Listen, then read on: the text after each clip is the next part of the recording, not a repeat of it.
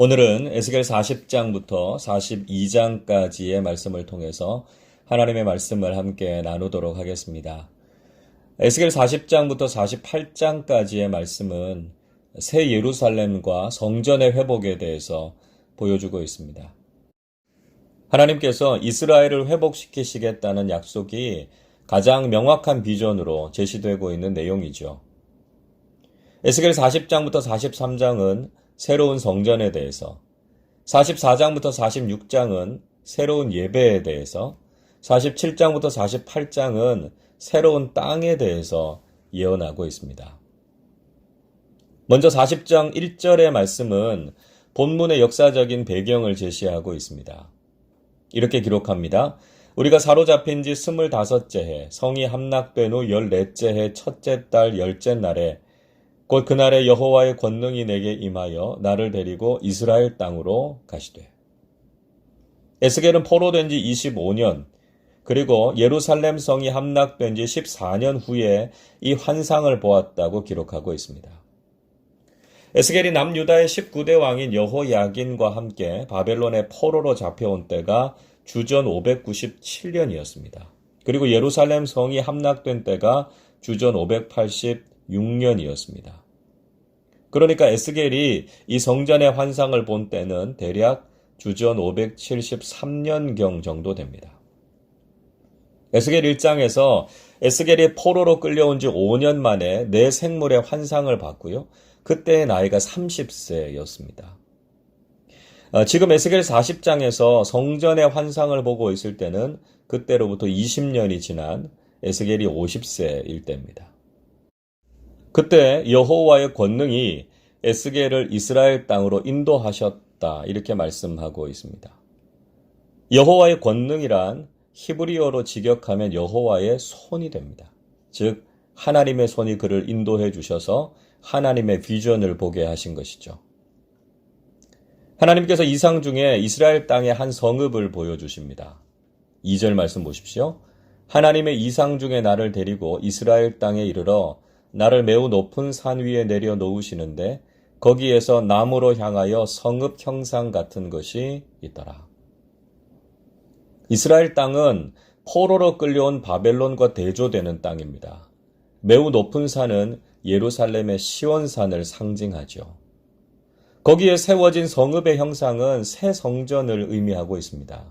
이것은 이전보다 더 크고 놀라운 회복을 보여주고 있습니다. 지금의 현실은 예루살렘 성이 함락되고 이스라엘 백성들이 포로로 끌려와 있지만 하나님께서는 예루살렘을 회복시켜 주실 것을 보여주고 계십니다. 요한계시록에서도 동일한 환상이 등장하지요. 계시록 21장 10절은 이렇게 말씀합니다. 성령으로 나를 데리고 크고 높은 산으로 올라가 하나님께로부터 하늘에서 내려오는 거룩한 성 예루살렘을 보이니. 성령께서 사도 요한을 데리고 높은 산으로 올라가서 거룩한 성 예루살렘을 보여주시는 장면은 오늘 본문과 정확하게 일치하죠. 이것이 보여주는 것은 말씀은 시대가 지나도 동일하다는 것입니다. 비전은 늘 하나님의 사람들에게 주어진다는 것이죠. 우리는 하나님의 말씀과 비전을 분명히 보고 붙잡는 사람들이 되어야 한다는 것입니다. 하나님께서 에스겔을 인도하신 목적이 무엇인가 말씀해 주고 계시죠. 40장 4절 말씀입니다. 그 사람이 내게 이르되 인자야 내가 네게 보이는 그것을 눈으로 보고 귀로 들으며 내 마음으로 생각할지어다. 내가 이것을 네게 보이려고 이리로 데리고 왔나니 너는 본 것을 다 이스라엘 족속에게 전할지어다 하더라. 하나님께서 보여주시는 것을 눈으로 보고 귀로 듣고 마음으로 생각하라고 말씀하십니다. 그러니까 하나님께서 그에게 보여주시는 비전에 대해서 주의 깊게 살펴보고 그것을 바르게 깨달을 것을 말씀하시죠. 그리고 보고 듣고 깨달은 것을 에스겔의 마음에만 두지 말고 그것을 이스라엘 백성들에게 전하게 하시는 거룩한 사명을 맡기셨습니다. 하나님께서 우리에게도 하나님의 거룩한 비전을 보여주실 겁니다. 우리의 영적인 눈으로 보고 귀로 듣고 하나님께서 주신 지혜의 마음으로 하나님의 놀라운 비전을 깨달아야 한다는 것이죠. 비록 우리의 현실은 답답하고 암울할 수 있지만 하나님의 사람들은 하나님의 비전을 보고 소망을 가질 수 있어야 한다는 것입니다. 그리고 절망하고 낙심하고 있는 사람들에게 하나님의 놀라운 회복의 소망을 전하는 사람들이 되어야 한다는 것이죠. 계속해서 에스겔 41장은 성전의 본체, 그러니까 성소와 지성소에 대해서 말씀하고 있습니다. 40장 마지막에서는 하나님께서 에스겔을 인도하셔서 성전의 본체에 이르게 하시죠. 그리고 두 개의 성전 기둥을 보게 하십니다. 이것은 비록 예루살렘 성전은 무너졌지만 하나님께서 성전을 회복하실 것이다 라고 하는 분명한 의지를 보여주고 있습니다. 하나님께서는 무엇보다 이스라엘의 회복의 중심에 바로 성전의 회복이 있다는 것을 분명히 보여주고 계십니다. 여러분, 무너진 우리의 삶의 회복은 무엇으로부터 옵니까?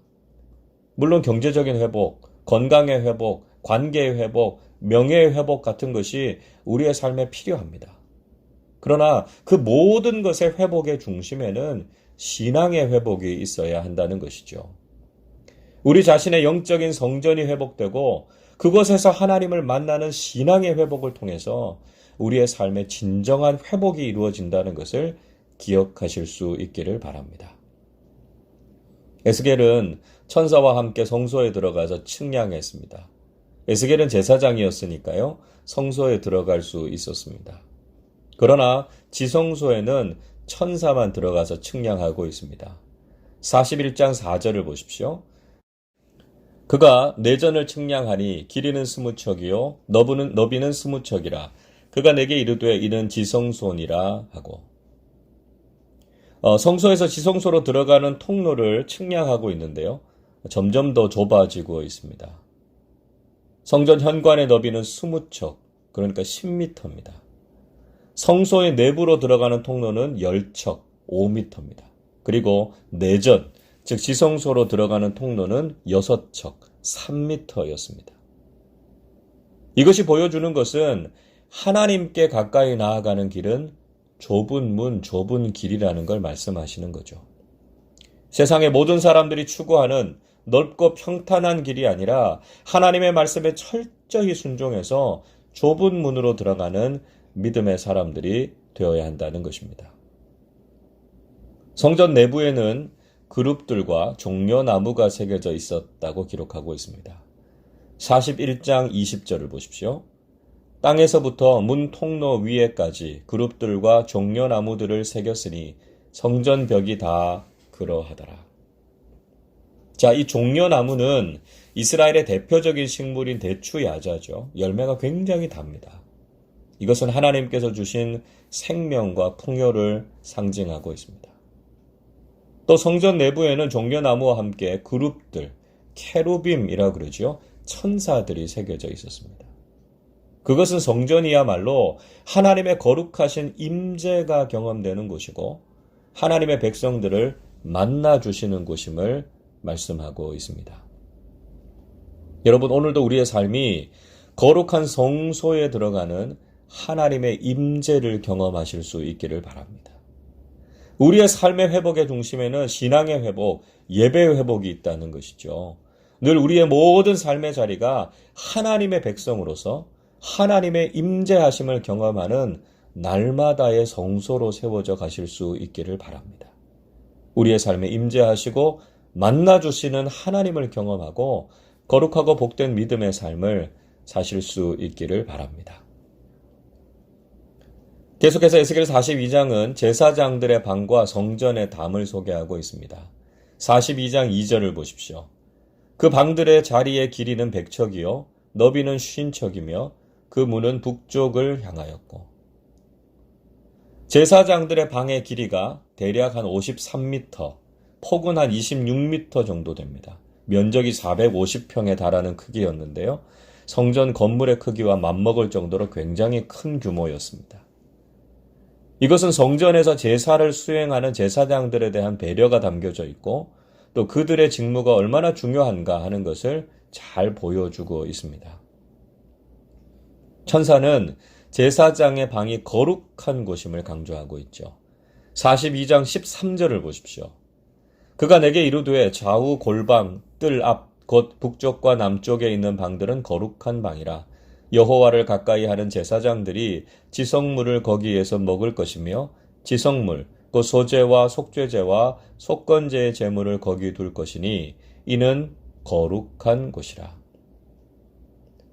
제사장들의 방에서는 여호와를 가까이 하는 제사장들이 지성물을 먹는 곳이기도 했고요. 소죄, 속죄제, 속건제의 제물을 두는 거룩한 곳이었습니다. 제사장들은 음식을 먹는 일상적인 일에 있어서도 제사를 준비하는 일에 있어서도 거룩하고 구별된 모습이어야 했습니다. 여러분, 우리도 이 세상 속에서 거룩한 제사장들로 살아가고 있죠.